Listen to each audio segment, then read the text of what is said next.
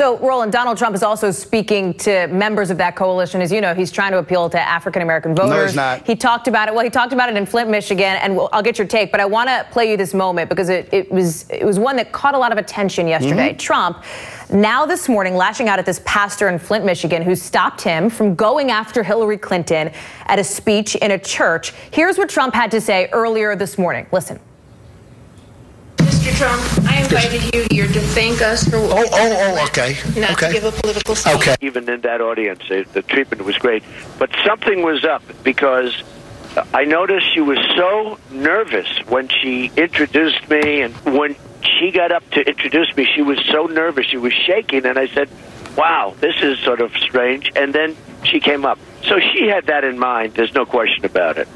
So Trump saying the pastor had it in mind that she would come up and interrupt him if he were to start talking about Hillary Clinton. Keep in mind that at one point she also stopped a heckler who was attempting to interrupt Trump's speech. So, Roland, I just kind of want to get your broad take on this. What did you make of that as you were watching it, as you listened to Trump's response? Shameful and despicable. That woman is the pastor, Pastor Faith Timmons, who invited him into the church, and she was absolutely right. What she was saying is, you were supposed to come here and thank us for what we did when it came to the water crisis in Flint.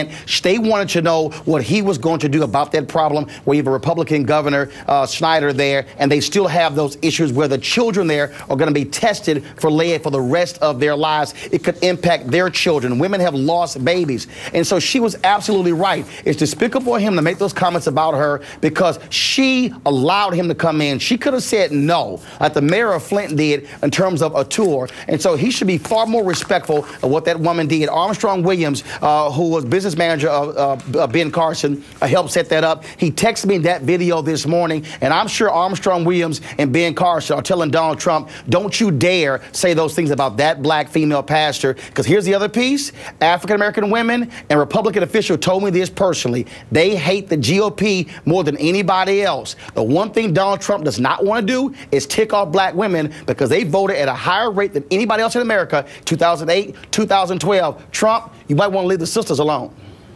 What did Armstrong say when he texted you about that video? Well, he simply sent me the video, and so we're supposed to talk later today. I mean, so he's been very much involved in this in terms of taking him around. But you made the point earlier, Trump's outreach to African Americans. This is not about black folks. Because that video you played earlier of that white female in North Carolina, that's what it is. Suburban, white, conservative females do not like antagonism towards minorities. So Trump being able to ease back on that, that's why he's doing better, because they feel more comfortable. They do not like the attack on minorities. That's why he's changed his tone. So he's not trying to court black votes. Trust me. What he's trying to do is to make white females who are conservative more comfortable with him as opposed to African Americans. But if he wants black votes, he got a lot more work to do.